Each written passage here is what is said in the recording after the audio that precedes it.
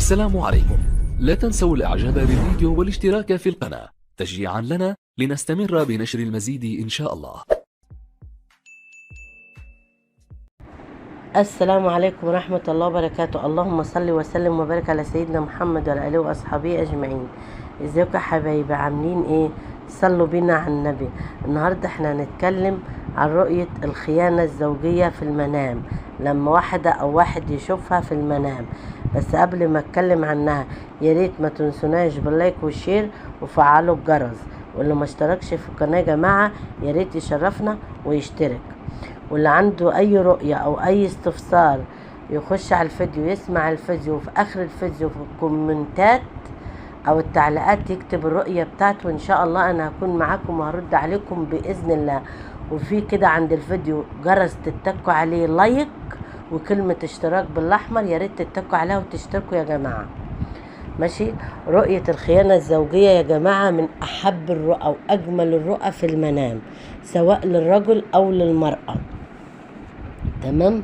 طيب لو واحدة شافت زوجها بيخونها في المنام مع واحدة وبتقول يا لهوي خايفة ان يكون ده حقيقة، لا، ده مش بيبقى حقيقة، ده بيبقى خير ورزق وسعد وحاجة جميلة عايدة على زوجك. بس بحجم المرأة وجمال المرأة وطول المرأة وسمنية المرأة اللي انت بتشوفيها في المنام، حجم الخير والرزق والسعد والهنا اللي داخل على زوجك، بحجم العلاقة اللي بيبتدي بيها معاه. تكون شفتيه بيهزر يبقى فتحة خير، خلاص الهزار ده فتحة خير.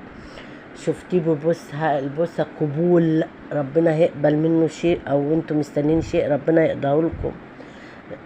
لو شفتيه يعني وصل لأقصى درجة الخيانة، يعني لو شفتيه اللي بيعمل اللي هو العلاقة بينه وبينها، ده فرق كبير وفتحة خير عليكم، تكونوا في دقيقة وربنا يفتحها عليكم من وسع.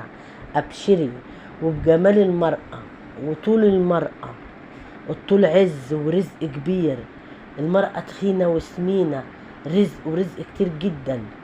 المرأة جميلة، دنيا جميلة جدا عايدة عليكم، وخير وفرحة وأمور في دنيته هتقضى، ودنيا جميلة.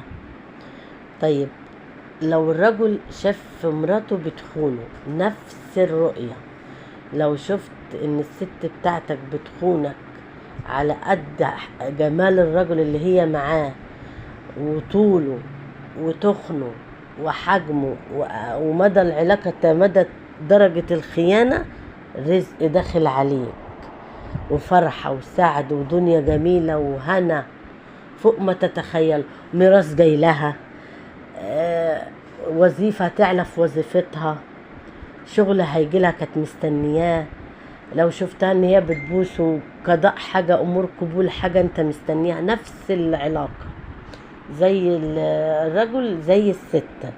طيب لو الست شافت ان جوزها بيخونها مع واحدة قصيرة، واحدة وحشة رفيعة سودة، ده هيخسر في تجارة خسرانة، امر هيشغل باله، يعني حاجات وحشة داخلة عليه. طب لو الراجل شاف الست بتاعته بتخونه مع راجل وحش واسود ورفيع وقصير، مشاكل وهم وضيقة داخلة عليكم اعزكم الله.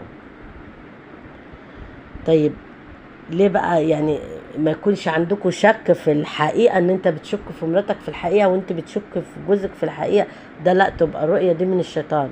انما لو ما فيش شك نهائي، اعرف ان ده حاجة من الله، وربنا بيبشرك بالخير والسعد والهنا، بيبشرك بالخير والسعد والهنا. ليه؟ قالوا رفع القلم عن النائم في المنام، والله اعلى واعلم. يا ريت ما تنسوناش باللايك والشير وفعلوا الجرس يا جماعه.